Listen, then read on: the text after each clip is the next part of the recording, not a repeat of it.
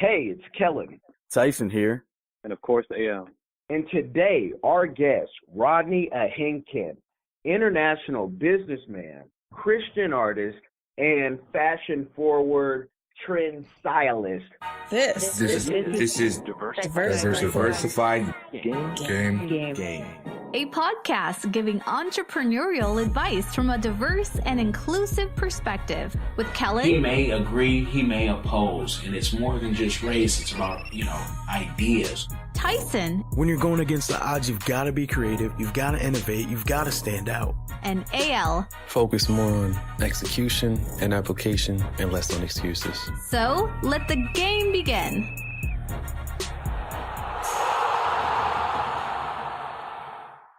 Rodney, welcome to the show. Thank you very much for having me. What an introduction. I'm feeling a bit shy now.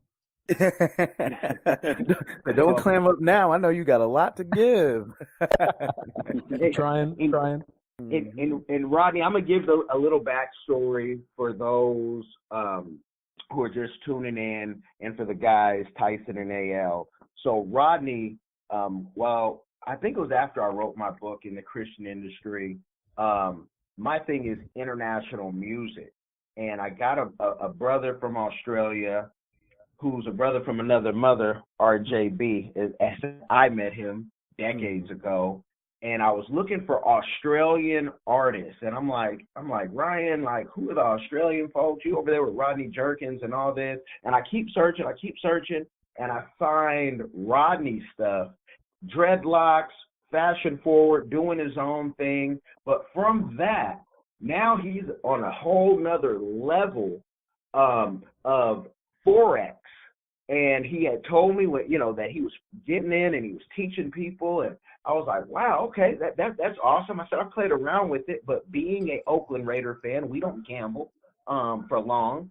And so I've seen Rodney.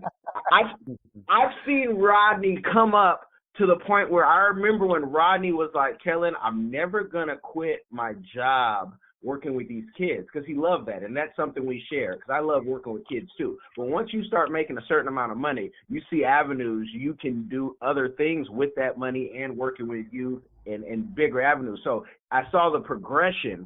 And Rodney, I just want you to tell everybody, give an intro of yourself in case I just, made a mistake, or if I said too much, tell me to shut up. No, I mean, I'm actually surprised that you remembered so much, because we started talking years ago. And so I was just like, oh, wow, he remembers all of that.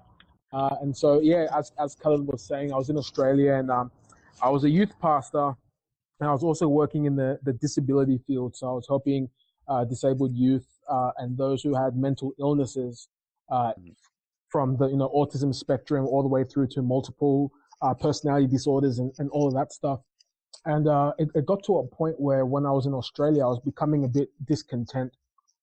And I was doing everything. I mean, professional wrestling, I've done that. Gospel music, I've done that. Preaching, I'm doing that. And then a lot of things just started to shift with me. And my ideology of church and Christianity started to change. And I was starting to challenge what was deemed, the status quo. And nothing was questioned. And it kind of led me to think that, hey, there's something missing in everything that we're doing. The church is so inward focused, but there are people out there that need our help. And so I decided, after serving in church for nearly 18, 19 years, that I was kind of done with the system, and I wanted to try and go outside and bring the church to an outer level. And so the best medium for that was, I wasn't going to be like a missionary that will just preach and say God is good, but meanwhile the person is hungry. I wanted to say God is good and back it up with action. And so I encountered Forex, and I was on a long 2-year journey mastering how to trade on the financial market. I've got no economic background. I didn't go to school for any of that. But I just saw, unique patterns. And I said, you know what? After my fiance left me, took all my money, it was a fresh start. And it was like, okay, well, I have to make this work, because I'm already in debt based on what happened in the past. Right. And on top of that, I wanted to help people in the process. So last year, I took a flight to Africa. I've been to several parts of Africa now. and I'm pretty much basing in Ghana, where my parents are from. I'm a Ghana national, you could say, and I'm just teaching them how to trade forex. And it's a slow process, but it's slowly getting there. So for those that may not be familiar with forex, Rodney, can you kind of give an overview of what forex is, and how you got introduced to it, that sort of thing? Okay, cool. Well, forex is pretty much an exchange between two currencies, and normally you have it through a few mediums. Now, if you're from Africa or you're from any third world, they rely on forex a lot because they have family or other associates that are overseas. And so when you send money and you go to Western Union or RIA, they exchange that maybe US dollar or Australian dollar to the local currency. And so that's one way of trading forex. Another way is that if you travel and you want to exchange your dollars into the local currency, that's another medium of exchange. However, the one I do is simply getting my money and investing into the strength and weaknesses of different currencies.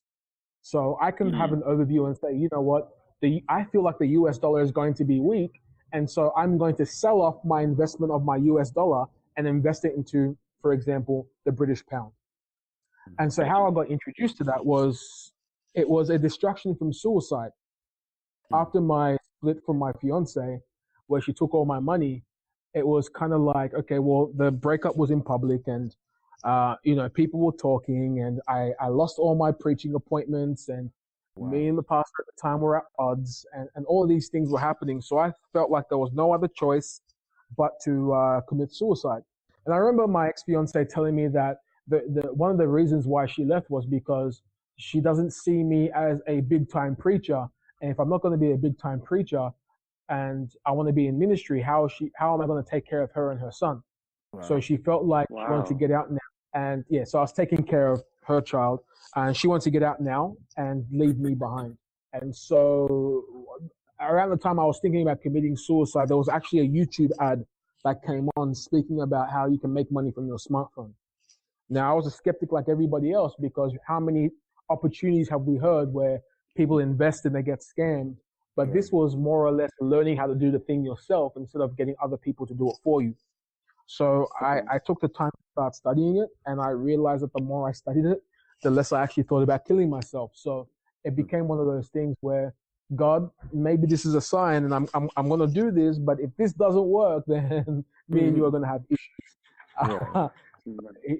It kind of started from that, but I didn't expect it to be the revolution it is now. Sometimes you have to use your bad situations for the greater good, and I'm glad I'm in this situation now to be able to live my best life. Right. Agreed. Now, when it comes to, implementing Forex in your own life, and obviously getting to that point, you had to go through soul searching and rebuilding of self. How did you, learning to rebuild yourself while learning Forex at the same time seems like double down on duty. How do you stay focused through that? Who were some of the people you paid attention to through your learning process? I felt like I lost myself. I feel like I am who I've always wanted to be right now. And it took coming to Africa for me to realize what is really important in life and how to really truly appreciate life. When they're doing charity ads of saying these guys living $2 a day, that stuff is real. And so if I'm able to trade Forex and I'm making just $50 a day or $50 a week, I'm living above the average income in Ghana. So it's pretty crazy. And so going from this is a thing that distracted me from committing suicide to this can be an opportunity to change lives to people contacting me left and right. And it's kind of weird because as I was rebuilding myself, I had a whole bunch of people that were relying on me to rebuild them. So it was kind of like I was healing through their healing. Okay. And weird to say it now, but that's how it kind of was. One person led to six people led to 15 led to 40, and then it was 200. Now it's over 1,000. And it's kind of like, you know what, my joy was never in myself, but my joy was actually coming to terms with the fact that I am useful to God. and that what I was thinking about my calling wasn't blasphemous. It was actually God ordained. And so I think seeing the joy of people's faces now really reminds myself that, hey, you had to go through fire to really be able to do that. I had friends that helped me through. I had another pastor who saw my story, who'd known me since I was a child, and he said, look, I'll help you rehabilitate and I'll be your support unit, but whatever God has in your heart for you to do, when the time comes, do it. And we will give you the full support. And so it really took that to really say, okay, it's okay, that the church hasn't fully abandoned me. Because it was a really, really messy time where the former pastor pretty much told the church to stop communicating with me. And if they did, it would be a curse upon their life. And you know how the church movement can be sort of occultic at times. And that was where my disconnect was. So really going through the wilderness stage and being in the lonely stage was actually a good thing, because if I had to rely on people for my rehabilitation, I don't think I'll be as financially strong or as mentally strong as I am now. Well, Rodney, talk about mentally strong, and I'm going to go kind of like a sidebar, talk about the fashion real quick, because you've always been up on the fashion game, and it was the music and then the fashion. And if you guys ever check out I am Rodney Ahenkan on the Instagram, you'll see what I'm talking about. And Rodney's not like, you're not no slender dude, you're like me in the 200-pound club. So close to three, brother. Don't compliment me like that. Oh man, push the three. I'm scared. They like it. Yeah. Talk about the fashion, and I want to include, because in the West, Terry Crews just came out with like they called it a purse, but in Africa, that's the money bag. And you got I think it's the Gucci money bag, and I don't know how much, you might be, 10,000, 20,000, $1 million in there. But talk about the fashion and also kind of the differences, because what the West sees kind of as feminine in Africa, that stuff really doesn't matter. A guy can have a pink backpack, be walking down the street, and that, it doesn't mean what it could mean in a place like where I live in Seattle. Yeah, I think the first world has become too cynical. They're quick to judge, and I think social media is a big proponent of that. I can speak like that because I'm technically from that world where everything you see, you just judge straight away. But over here, as time goes on, it becomes more of a heart thing, and there's a sense of community. But the one thing I felt when I got to Ghana, especially, even though they'll forever look at me as a foreigner, they do treat me like I'm one of their own. And I know that kind of hit hard for us colored brothers, because no matter where you are in the world, they're always going to see you as a black man. And so I felt that sense of family and that sense of connection in Africa. The fashion stuff doesn't really matter. You can get a Gucci bag and it's literally $5 here. There's so much imitation stuff, but they're really good at what they do that you wouldn't even notice or care. I'm not even ashamed to even say it, because it's not really about the fashion life like we do in the first world. It's really about surviving. I don't care if you're carrying a pink bag. I care about getting my $2 so I can get a decent meal for me and my family. You know what I mean? The fashion thing, though, was something where, Kellen, you've seen me for a while. I had dreads. I've done all these other things. Now I've grown my beard out and, dyed my hair and all that sort of stuff. The message is just clear with that, and that is, we traditionalists, it doesn't matter if you're a culturalist or you're a religious person, place so much emphasis on appearance to the point where your spirituality is tied to what you wear, and it's an absolute joke. And so I wear outlandish things and do my hair all sorts, because I'm showing people that God can still use anybody, and your depiction of anointing is not the same as the people in the Bible. And the funny thing about this is that people are so far removed from what's in the Bible that they have no clue what they're talking about. For example, most of the big time people in the Bible were black people. I don't care what anybody says. Jesus Christ is a black person. I don't care what anybody says. No one's going to convince me today that he had blonde hair and blue eyes. And so when you look back and you find that even scientists are now saying that Adam was a black person Abraham was a black person. They're saying that David was an albino. They're saying that Solomon is a black person. It really comes to know that, hey, we have a big part of history that the oppressor doesn't want us to know. And I feel like we've been oppressed for so many centuries. It's because they know what we have, but we don't know what we have. And so they've used what we've lusted after to our disadvantage.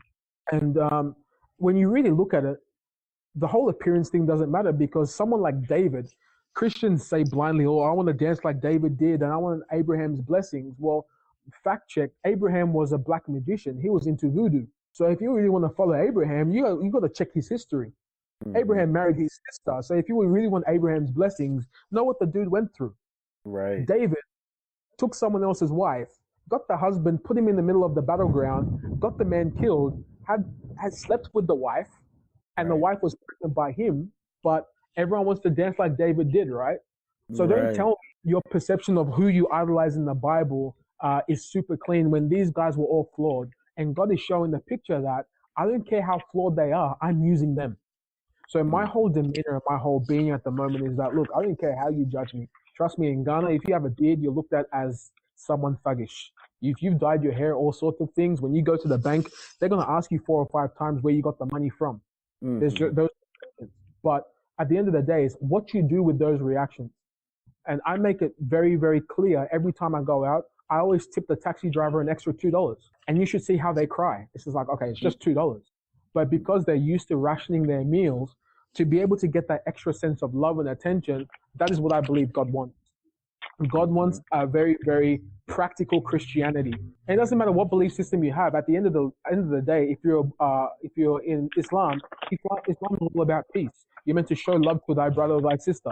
So it's all about being your brother, sister, or keeper. And I believe that religion is so superficial that we have to kind of break that mold. And it's going to take time, but people are slowly waking up to the new reality. Sorry, I talk a lot. I'm a preacher, so you can tell. Oh no, that's fine. Hey, when you have a message to share, you gotta get that off the chest or off the beard, as it were. Yeah.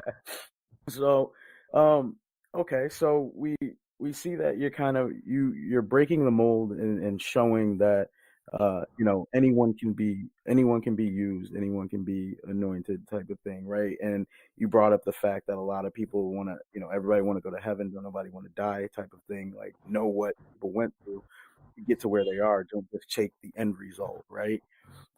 Yeah. And so now you obviously shared a lot of what you went through, figuring out Forex. You share the fashion side. And now what got you to the Christian rap side? Tell us about that. I mean, I was doing Christian rap in a time where church was still saying that rap is the devil's music. This was when before Lecrae even blew up. He was on the cusp, you know what I mean? So I, being in the youth, and I guess being a Ghanaian, we're very cultural when it comes to church, and we believe that certain music doesn't belong. And at the same token, they kept complaining that youth are not connecting to the church. So I'm looking around, I'm like, hello, well, you're ostracizing something that is a big part of our social culture. Why not integrate that to say that, you know what, you can be a Christian and you can rap. You can be a Christian, you can sing metal music, you can be a Christian and praise God through whatever medium. And guess what? It's a sign of being able to evangelize too. And like I said, that's where my disconnect with the church comes from, because they like their hymns and like their old school songs. But there is a big gap between the youth and the last generation. And now the last generation are looking around saying, okay, who's going to be our successor? But most of the kids that they're looking to succeed them are in the club. So I tell them, why are they in the club? 9 times out of 10 is not to hook up. That's a bad misconception. It's because of the music. It's because of the atmosphere. And I keep telling church that you're going to continue losing your youth to the nightclub because at least the nightclub has got something right. What do I mean? Well, the DJ is the central point of focus, but he's not the only point of focus. The DJ is controlling your tone to create a serene atmosphere.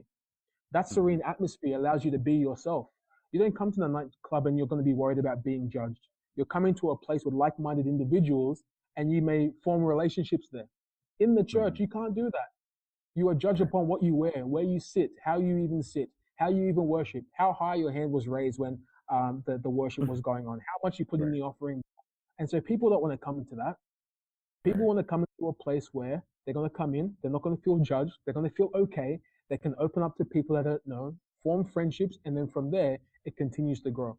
And until the church realizes that that's what they're missing, the youth are not going to be feeling the way church is running. I'm not saying make church a rap concert, but identify that when you're running a church, you have to look at a couple of aspects. You have to look at the vicinity that you're in, the demographic that you're reaching out to. If you want youth to succeed then you need a youth-orientated church to be able to do that. Right. You can't get a church of people who are 50 or 60 plus and say, okay, where are the youth?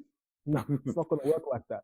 So that is where I kind of try and challenge that mold. And it got to a point where a lot of churches in Australia weren't really doing that. But now that I'm doing my thing in Forex and it looks like I'm traveling the world and living my best life, that is where I'm getting phone calls. And I told them, like, there are so many things the church can do. Stop calling for building funds because the pastor's making a lot of money. They're driving nice cars, but the congregation are so hungry that they don't get anything. I've never seen a pastor till this day say, you know what, we're going to do an altar call right now, and if you don't have money to pay your rent this week, come forward. Man, that would make a huge difference in the kingdom. But people are just thinking, I want to build the best castle, I want to build the best church, and you know what? All this is going to fade away anyway. Jesus says that if you take care of the least of me, you have done great things in the kingdom. And the least are the people in church who are hungry. So why can't we just say, you know what? Here is $50. Take that for your bus. Here's $100. Not enough, but at least put it towards your rent or your utilities or something like that. Until we get that connection with our people, it's going to fall flat. And you bring up a great point about like communicating and reaching the right people, or reaching the people you want to reach. And it always pains me a little bit when I do speak to different churches or people that are religious or spiritual or however they want to call it. And they say like, oh, you don't go there. That's where these type of people go. And I'm always, well, isn't that like, if you're the messenger, like, shouldn't that be where you go to deliver the message? Last I heard, Jesus went places where the people actually needed him, or the people that he actually needed to reach. He spoke their language. He spoke in parables, things that they could connect with in order to deliver the message, to then bring them back, to create discipleship and to create a community, right? Like, he didn't go, oh no, I'm sorry, I can't go where the lepers are. Like, we're good. Like, like, yeah, exactly right. Exactly right. Yeah. So, I think that that's great that you're actually walking in that same spirit, right? And I feel like that's the spirit that humanity needs. Forget, and not saying forget religion, but forget that being the main point, but that's what humanity needs. We need to reach the people where they're at and deal with each other where they're currently at, right? Because someone can only move at the level of their understanding. So if you want to help someone, you have to meet them at their level of understanding, and you have to kind of educate them up, level them up in order to progress them. So that's just my piece, Yeah. Often I get criticized for my move because I've shed the image of being churchy and being more a villain. And think I'm against Christianity, but I'm not. I'm just against the system. And I always tell believers that you quote, what would Jesus do? But point out one place that he did a miracle in the temple. Did Jesus ever do miracles in the temple? You can't, but he was turning over tables in them. Right. He was turning over tables and whipping people in the temple. He was doing miracles on the street. Right. So if you're saying, what would Jesus do? We'd be outward focused. That's why I just said, you know what? I'm doing a whole 180. And I'm going to be of God, but I'm not going to be churchy anymore. I dig it. A lot of this comes from the elders who don't get it. They didn't get Uber. They don't get Airbnb. They didn't get Forex. And they didn't get cryptocurrency. And to all those things, they thought those things would fail. And they're just now getting Facebook, Kellen. They're just now getting Facebook. Yeah, and that's why they need to take a seat. But we also need to take a lesson and be like, when we're that age, God willing, we do not act like that. But, Rodney, I want you to talk about crypto and Forex. I know there's some brokers that accept, the different cryptocurrencies, but I just came back from Malta last month, and I just love how crypto friendly they are and gaming friendly. And Tyson and AL together are going to make me an owner of a game. We're going to have one as a podcast as well, a team. But those guys are heavy into gaming. So can you talk about the Forex and the crypto relationship? Because this is Babylon we're living in, and I'm trying to get out of here. Yeah, definitely. I think our whole foundation of civilization is built on trading.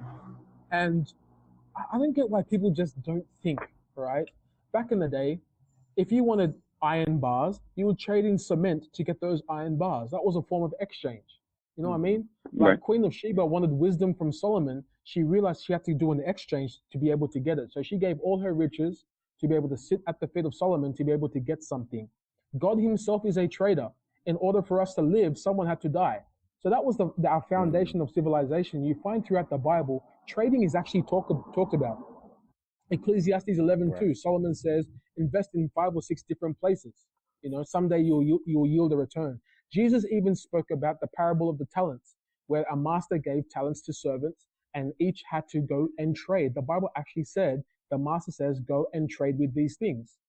And so people are worried about saving, where saving is not even biblical at all. Jesus wants us to invest. God wants us to be investors. He wants us to return to him as a return on his investment. And so it's good that countries are waking up. And now the misconception with cryptocurrency is that cryptocurrency is not, I'm going to say it's not a currency. I'm going to say it's an asset. Okay, like a stock. And countries like Venezuela and, like you said, Malta have really adopted these things because there is no middleman to be able to manipulate price. Okay. And the banking system is never going to go away, but it's created something that is causing problems. For example, if you're in Ghana and just say you've saved the equivalent of $5,000 and you go to the bank today and say you want to withdraw all your money, you are not going to be able to do that. No chance at all. And so that is why a lot of third world countries are adopting cryptocurrency, because it's a faster way to be able to get your asset. It's a faster way to be able to liquidize your asset without banks getting involved. And you can also live your life accordingly. That's why Venezuela, for the longest time, hasn't really had a currency, but Bitcoin has been able to keep the country afloat for a time. And so I believe if people just get over these misconceptions about Forex and cryptocurrency, they'll be okay. The issue is that people have put themselves in like Ponzi schemes, and they've associated those Ponzi schemes to the actual thing itself. If you're going to get your whole life savings and rely on someone to invest for you, promising unrealistic returns every single month, well, that is your own fault for not doing research, because the banks only give you a small percent every year. But if you have the power to do that yourself, you can make a living for a lifetime. So it's not the Forex vehicle, the cryptocurrency vehicle that's evil. It's there are Ponzi schemes that are targeting the vulnerable to try and get rich quick overnight. And I believe it's our job to really slow the people down. It's really been my mission in Africa. They want quick money, and some of them don't even want to work for it. And I have to slow them down and say, you know what? You are willing to work 30 days without getting paid, knowing that you get paid once a month. So you need to slow down and learn to invest and get that 2% a day, get that 5% a day, because that will then help you yield a lot of return. So the only thing you can do is really help change their mindset, because people are always going to have their perception for whatever it is. But if you're a living proof and you have living proofs around you, then things won't stay skeptical forever. I remember I had a guy that had an $8 account. Hear this, right? $8 in his account. He had a lot more, but he blew the account down and he didn't know what to do. And then he took a couple of classes with me. And so from the 11th of January, he's been slowly building up his $8 account. And so last week or so, it was Valentine's last week or 2 weeks ago, he showed me his account balance. It was at $1,300. Okay. And I told him that where else can you make that kind of money in the third world without having to sell drugs or go to a witch doctor to ask for power? For it, right? But you need to be able to be educated to be able to do those sort of things. And so what I'm planning on doing is I'm actually building up a few schools, Forex institutions around Africa, to really enlighten them about the power of what Forex can do and how you can start with something as little as $10. And over time, 2 or 3 months, you'll be actually earning more than the average income of your country. And so it's been working for 300 or so people that I've been mentoring closely. And now they're spreading the word while I'm building the school, starting off in Ghana, then to Nigeria, then spreading all out throughout Africa. Nice. Tell people with the investment. Tell people about the investment amount, because I remember, when you started and we had a conversation, and it's just like us when we do PR consulting, and that's what Tyson and AL, we're all experts in those fields, and we all have our specialty. But when you tell people, especially black people worldwide, first you got to invest in yourself. And like you said, you guys will go out there and work for 30 days for free. Some people will say, hey, you sound like a pimp. Like, hold on. I'm telling you to invest in yourself. You know what I mean? And I'm trying to show you how to turn it around. Can you talk about your experience with that, and also where people can go online and what type of money they should invest? Because some people, and I'm one of those, when you told me, I said, hey, Rodney, can I just give you some money? And you invest it, and you're like, that's not the system that you're running. You want people to invest and take the time out of themselves, which it's a beautiful thing to do that. So, talk about that a little bit so people can know when they hit you up, it is going to take some initial monies and what that will look like. Yeah, for sure. I mean, the first step, now I have an independent mentorship program. So I mentor people for like $50 a month. It's cheap as chips, right? The reason why people have to pay is because they have to show some form of commitment. Nothing you get for free you will value. So that's how we start. But the knowledge is very, very important. Now, I didn't have a mentor in Forex. I was learning everything on my own. And I believe if I had a mentor, it wouldn't have taken me 2 years to reach the peak that I'm at. You get what I mean? So my job as a mentor is to make you achieve my results in a fraction of the time, because I am making you not make the same mistakes I did. Now, generally, in the first world, I normally tell people start with a minimum of $200. And that's because $200 is what we can afford. Right. You get what I mean? $200 is like nothing to us. We can go through $200 in a day. However, with the average African, I have to use the term average, they can't afford $200. You get what I mean? Yep. So I tell them start with 50, start with 20, start with 10. But understand this. If you're going to start with a $10 account, don't expect it to turn to $100 overnight. Obviously, the more money you have, the more money you'll be able to yield on your return. But you have to kind of break that down to people, because people see online trading and they think riches. And I blame the industry for doing that, because all these six-figure millionaires are, flaunting their lifestyle and saying you could be like me if you wanted to. It takes time to really, really invest. And these guys are flaunting in their boats, which they probably leased, and cars that they probably leased, and these mansions that they've also leased. And so people have this perception that, if I get in and I start investing, that's going to be me tomorrow. And that's not the case at all. Right. It all comes down to how much you're willing to invest. And I did an exercise with my students in Zimbabwe. So about 3 months ago, I was in Zimbabwe. And I said, you don't need $1 million in your account. You need $1 million mind. You need to be able to say that, you know what, through Christ, I can do all things. And so a lot of them were saying, well, I have $300, and if I want to get to 1,000, it's going to take me a long, long time. So I said, well, your mindset is wrong. That is why you're not making the results that you want to make. So live right in front of them, I withdrew a lot of money. I left it with $16. $16, 16, right? And I said, we'll see what we will do by the end of the week by the grace of God. All right. So I was trading with them live and all of that stuff. And I was showing them some setups and some patterns that I see in the markets. And then at the end of the week, so I started trading on the Tuesday. By Friday, I made $4,000. Nice. This is not what this is not one of those if it was a sales pitch, this would be everywhere on YouTube. I told everyone, don't say anything, because people will just annoy me. I want to make that kind of money, but they don't want to put the work in. But they saw it live, and I withdrew it, and I said, look, this is the power of what Forex can do. So don't tell me that you only have $100 so you can't make money.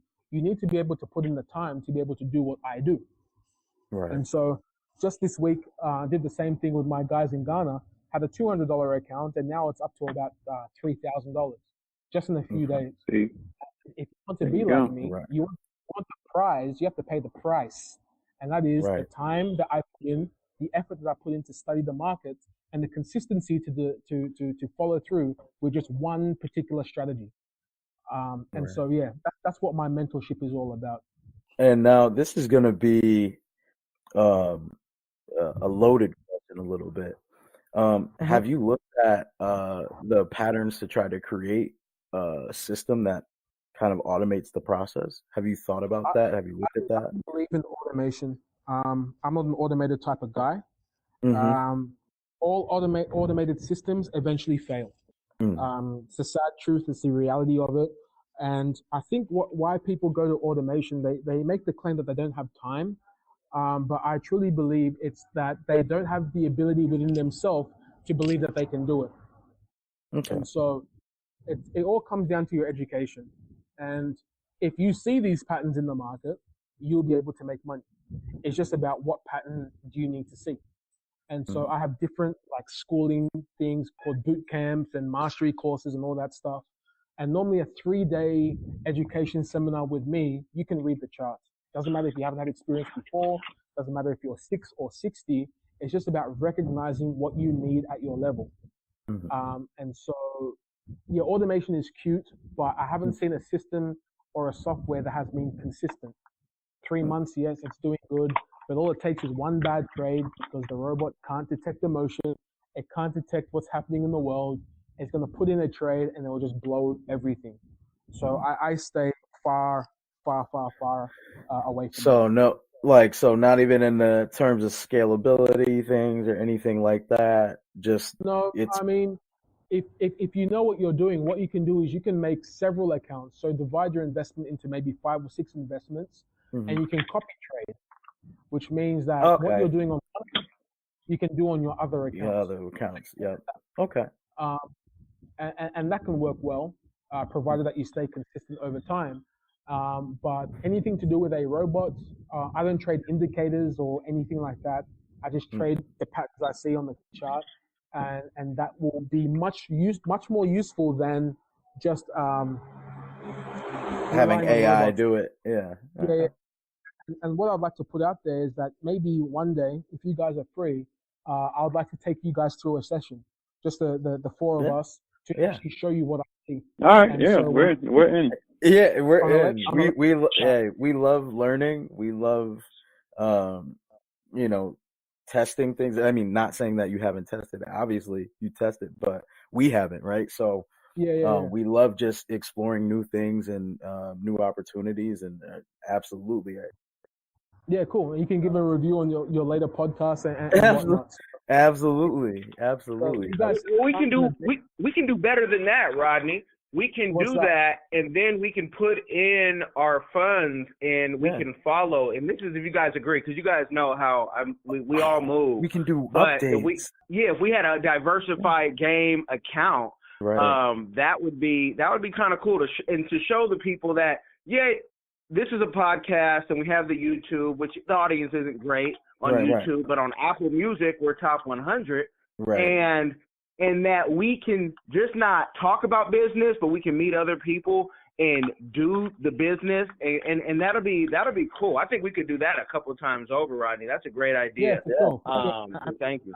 I'd probably do a Forex. I'd say do Forex updates with Rodney, probably like every so often. Just account's this based on a couple of things we did here, and use it as not only a case study, but also like a testimony at the same time. Like, hey, this is what's actually happening, and we're U.S. citizens. Like, this isn't a third world trick that it looks like the money, or it can actually be done, and done by Black guys, like, pretty much. Because you don't see a lot of Black people doing it, So, all right, I like that. I like that a lot. For sure. Now, before we sign off or anything like that, any closing questions, guys? Before we go. Yeah, actually, I have one for you. I have one for you, Rodney. What should one keep in mind transitioning in, out of, and around adversity, considering your experiences? Like, you've literally been able to turn the lemon not only into lemonade, but take those seeds, plant a lemon tree. Now you got a lemon juice factory. You got, I think the one thing that I have to remind myself was that no one was there when I heard God speak to me about a particular thing. And any vision that you have is going to sound crazy to other people. I mean, when Noah was building an ark, there was no sense of rain or whatsoever. I'm sure his family thought it was crazy. Mm-hmm. And I remember going to the airport with my mom, and I originally told her that, look, I'm going for a few weeks and I'm coming back. It was at the airport. That's when I said the ticket's an open return. I don't know if I'm coming back. And I left with $0 pretty much. So I spent my last withdrawal money on getting a ticket out here. And from there, it's really been by faith since. And I've been in Africa for nearly a year now. And people are now contacting me saying, dude, how are you surviving there? Even my mother, a Ghanaian, born in Ghana and everything, cannot stay in Ghana more than a month. She goes, son, I don't know what you are taking there, but I am so proud of you. And so I think the criticism you have when you start out in your journey should be a sign that you're called to that particular thing. I don't think people should take it as a form of discouragement. I think they should take it as, you know what? Them not believing means that there are less distractions for me to tell people about my updates on my journey. I didn't have to tell people I was doing good. People can see I am doing good. You know, rent a year for a decent 2-bedroom, 3-bedroom house is about $3,000 a year. Yeah, I'm happy. Right. That's focusing on men's care. So it's going to be a barbershop. It's going to have tailoring. It's going to have shoe repairs and all that stuff in the one place. And I'm paid 12 months rent, and months rent was about $2,800 for the actual space. And now I'm hiring two guys that are going to be my barbers. And I said, okay, what you get? Normally they get 400 CDs a month, which is about $80. And they said, look, if you could give us 600 CDs a month, which is $130 a month, we would be so grateful. So I'm already like looking at this like, oh snap, okay, well, $130 a month for 2 people, and I'll probably be making 4 times that amount every single month. It's beautiful here. Can you repeat that? You said you said 130 a month, and then you'll probably be making what? About 4 times that amount. What? Just on the barbering service alone. Just on barbering alone. So I don't have any issues, and I think the number one thing I'll leave is that I came to Africa to change the misconceptions about Africa. We are not savages, and we deserve every bit of love like every other part of the world is getting. So if my journey can inspire other people who feel the call to come back home and are scared because of what people think, I'm just letting them know that I've done it. And I'm doing it, and my story's not over yet. And I'm sure as the years go by, I want to become a legend in this place. I want a statue next to Kwame Nkrumah. I want people to know that, you know what, there was once upon a time a guy came and he restored the economy of our country. That's where I'm heading right now. Nice, awesome. And Kel, you have a closer? Well, I just want to close with Rodney, please, because I want the footage, if nothing else. Document every step of the way, because you got a movie. I mean, you have a YouTube channel for sure that with the, Black YouTube, they say our firm represents a good amount. Sometimes I think they're hating when they tell me that because I can hear it in their voice. You got all of Black YouTube locked up. But please document that, because if it's not documented, it's like it didn't happen. And that's one thing that Europeans did well. I mean, we tell stories, and that's what we do as people. But we got to, now with film and even just podcasts like this, document that journey so it can be replicated by the next, by the 12-year-old. That's when I wrote my first book. I was like, I'm writing it for the 12 or 14-year-old who wants to do Christian music but can't afford thousands of dollars a month to pay somebody to help them. And even the big artists sometimes don't want to pay that. So please document that. If you don't know what to do with it, send it to me, because from Amazon Prime to Netflix, they need to see this. Right. Yeah, for sure. Definitely. Yeah, and you got a book. You got books in you, and all that. Oh yeah, I've got stories to tell. Maybe for another podcast, I'll let you know of all Yeah. the arrests and near deportations and having a knife Wow. pull and all that fun stuff. So yeah, I'm No, definitely looking man. forward. And my closer is typically, what is your like philanthropic, charitable give back through all of your successes? What is your charitable give back?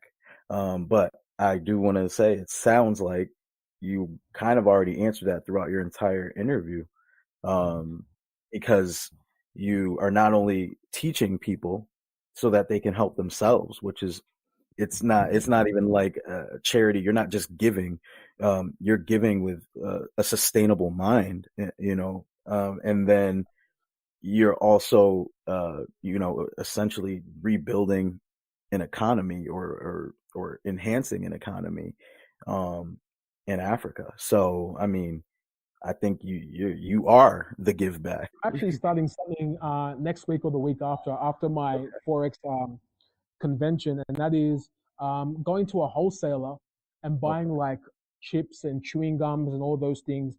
Yep. Street selling is a very, very big thing. So when you're in Mhm. traffic, you have a whole bunch of people selling like bread and chewing gum Right. and all these things. And a thing that I was thinking about doing, which I'm in the process of, is going to a wholesaler and buying maybe $500 worth of stuff Mhm. and just going to different homeless people and saying, this is your business now.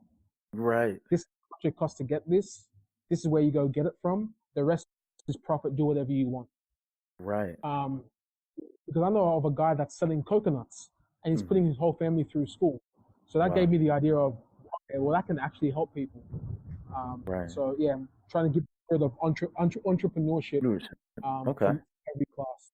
Wow. Okay. Well, then that is beautiful. And that sums it up. That answers our question. And Rodney, before you sign off, is there any last message you want to give to people before we wrap this up? I guess the final thing is that if you are a believer out there, just pray for me. This is not the easiest journey by any means. It's not as glamorous as I put on social media, and there are a lot of trying times.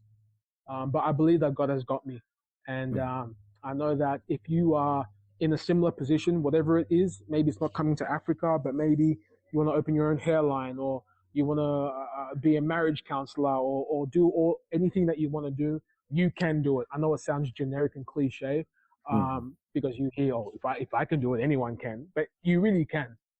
You really can. So no matter what, just don't give up, and in the process, pray for me as I continue good works. So I think this is a good place to stop our dialogue for this episode and allow you, the listeners, to join the conversation and keep the dialogue going with us online. You can do so by visiting our social media at Facebook, Diversified Game Podcast, on Instagram and Twitter, Game Diversified, online, diversifiedgame.com. In your life with the people around you, and or join our Patreon and get some nice perks for being involved. If you found a nugget and or liked today's episode, you might as well leave a review. And if you leave a review, you might as well share it. If you share it, you might as well subscribe. And as always, thanks for your support.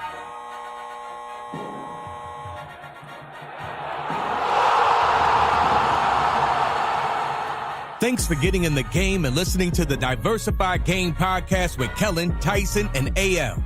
The #1 show pairing entrepreneurship with diverse and inclusive perspectives like wine and cheese, bagel and lox, fish and grits.